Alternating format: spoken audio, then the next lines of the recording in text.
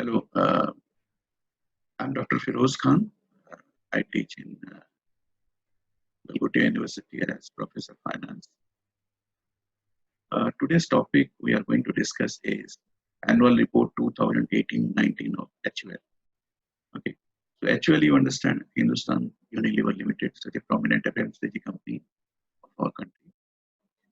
And when we talk about annual report of a company, the first thing that comes to our mind, is all about financial kind of data. It's all about profit and loss account, balance sheet, and P&L, cash flow statement also. Okay, but annual report is much more beyond this profit and loss account and balance sheet and cash flow statement.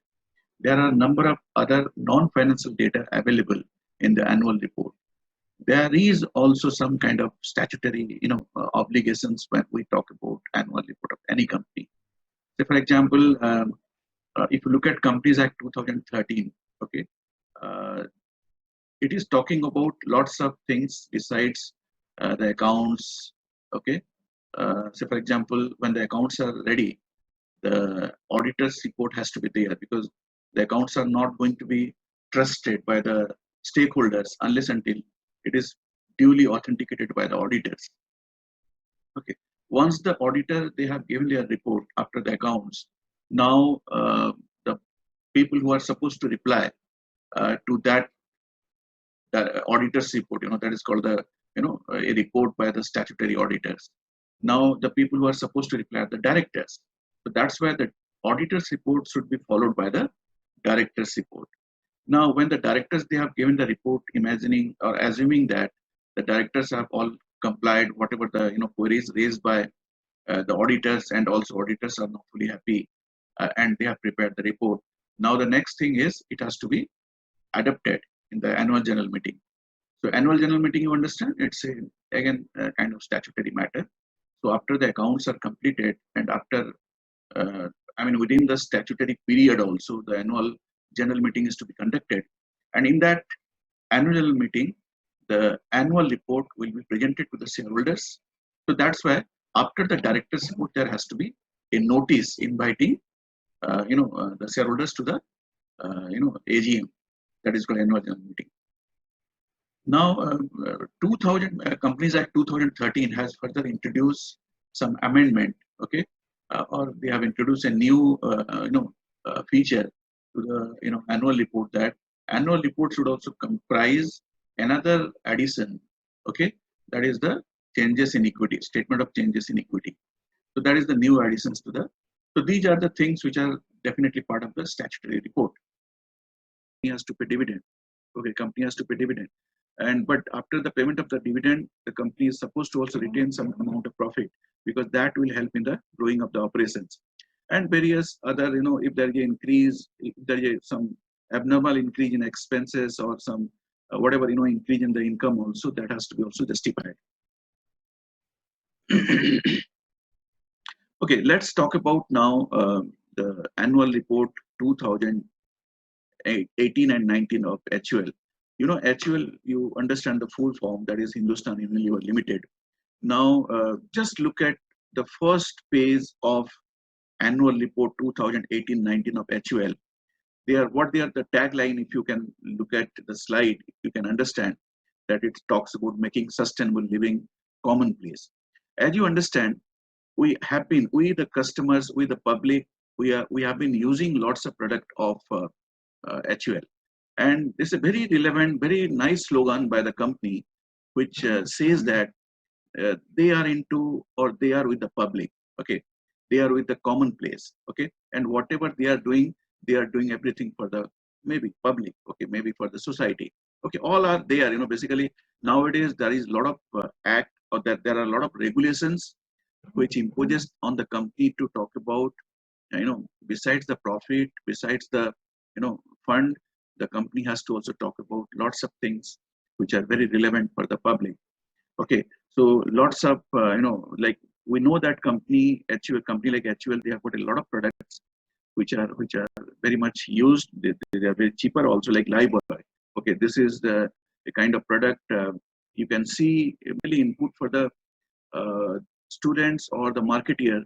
uh, when they are planning for some beautiful tagline for any company when they are trying to promote, so they have to communicate their message, like Hindustan Unilever is talking about. Okay. uh, Now let us look at if you look at the contents of the annual report of HUL, you'll be surprised what I have been talking about, that it's not simply the financial statement, it is much more than the annual financial statement. So like you can see there is a portion of the content which talks about the financial statement, but if you look at the overview, there are a number of things like there is a chairman's speech, okay, there is a performance of the company and various reports also you can see, and there is a consolidated financial statement also that talks about the holding company and subsidiary companies financial statement. So holding company, so when we are merging the financial statement of holding and subsidiary, as meant, I have already talked about chairman's statement, okay, etc.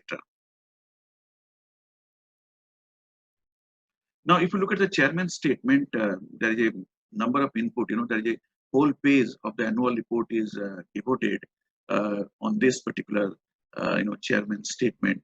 And as you understand, if you can go through each and every paragraph, you can really appreciate that the chairman's speech, chairman's statement talks about broadly the best of the best things. Like, for example, if the company has got a beautiful marketing strategy last year they adopted, so they would talk about that.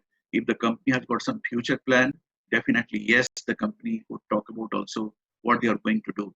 If the company has acquired some technology, some new development of in terms of research and development, or some kind of extraordinary strategy, then the chairman has to speak. The idea is very simple, because when the chairman is talking, generally the chairmen and the MD, CEO of the companies, they talk about all the good things.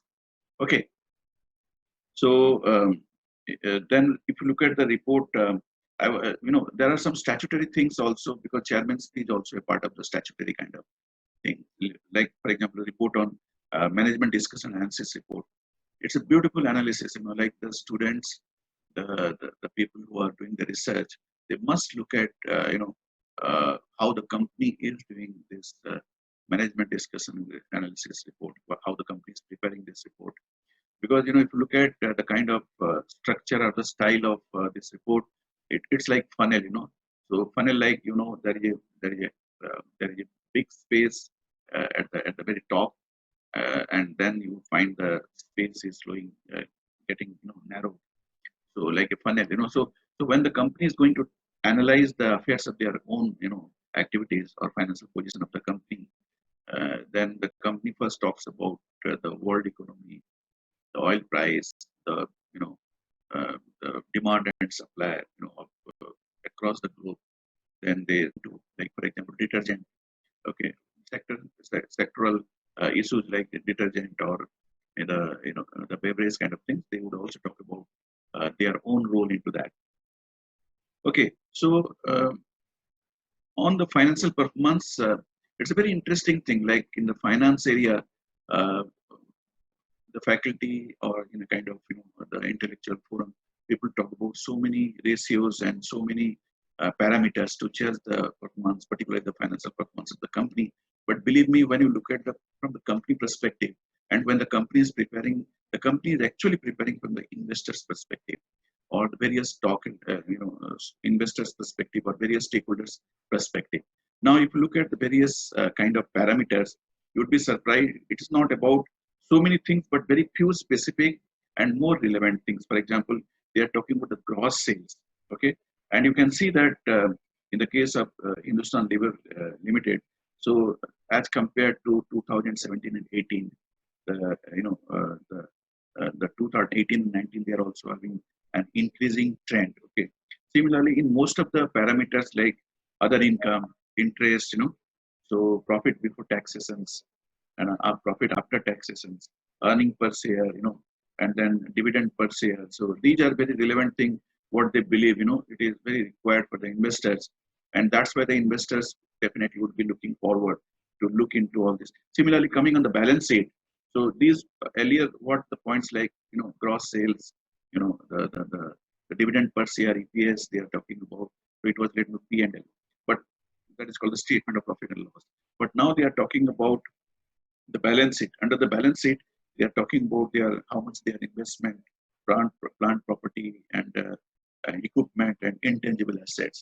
That so more the you have a plant or machines or factory or equipment, you will be generating more revenue because these are the fixed assets. So these fixed assets are going to generate more the fixed assets. You understand? So if you look at the kind of the figure what that talks about over the 3 years, now there has been increasing. Okay, the trend or the amount which is reflected in every year, including 2018 and 19, there has been increasing trend. Similarly, the investment. Okay, so investment, you understand, besides what the company uses the asset, but there are also some other investment assets where the company invests from the perspective of using this investment for the business itself when they need some kind of fund. So investments are a good thing. Okay, and if you can look at the kind of amount they always try to involve, in the case of investment, it's a good amount of money. Like next is the other performances like there. I told you about that sectoral performance, segment that is called the segment performance. Okay, so under the segment performance, so they have got various segments. There's a home care. There's a home care. There is a beauty and personal care. There is a foods and refreshment, and there is also others. So you can understand that the company is having more income from the home care.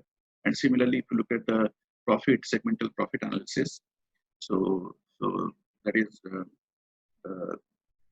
higher the sales generation, revenue generations from that home care. Similarly, the more profit they are generating from this, and similarly, the profit also is following the sales trend. And there are also they are winning in the marketplace, winning through continuous improvement, and winning with people. Okay, so you understand that the customer is the focus, and the people, the employees, okay, and the innovations they are talking about, and of course they are very serious about innovations. They come out with their innovative products. So these are very few but very relevant things under the strategy. Okay, so now this is if you look at what the company is doing in the marketing, you can see the company has got a lot of activities. They have been doing under the uh, heading that brands with purpose, and similarly winning the marketplace. They have been doing lots of campaign, lots of business promotion activities, because ultimately they understand the continuous interaction with the customers and continuous going on evaluating self as to whether they are able to uh, meet the commitments, meet the kind of expectations. Similarly, under the corporate governance, this is part of the statutory again, because when the company is listed, the company has to talk about various, their obligations, their commitment, their code of conduct uh, towards governing the company in the most efficient and most professionally. So in that case, there is SEBI guidelines on the corporate governance. There are requirements like audit committee. There are requirements like getting the work done through lots of committee instead of simply imposing on the board of directors. There are rules and regulations for appointing the auditors. There are rules and regulations with regard to appointment of directors, remuneration of the directors, remuneration of the auditors. There is also non-executive directors. There are also independent directors. So such a nice rules and regulations which really help the company and to do better in the future. Uh, and you can see that company, as you know, under the CSR, the company is supposed to do a lot of activities and spend as per the CSR rules. So we know that every profit-making company has to contribute 2% of their profit, for the corporate social responsibility, okay, CSR activities. So a lot of expenditure they incur, and you can see this slide and you can understand that the company is spending much more than what they are supposed to spend. So the company is spending much more than what the company is supposed to spend. Okay, and the various heading or the various heads of expenditure. Okay, okay, so they are working on the eradicating hunger, poverty, malnutrition. Okay, promoting healthcare. Okay, so there are lots of things. So and there are directors, there are responsible people who are working on this. Okay, working on this, and uh,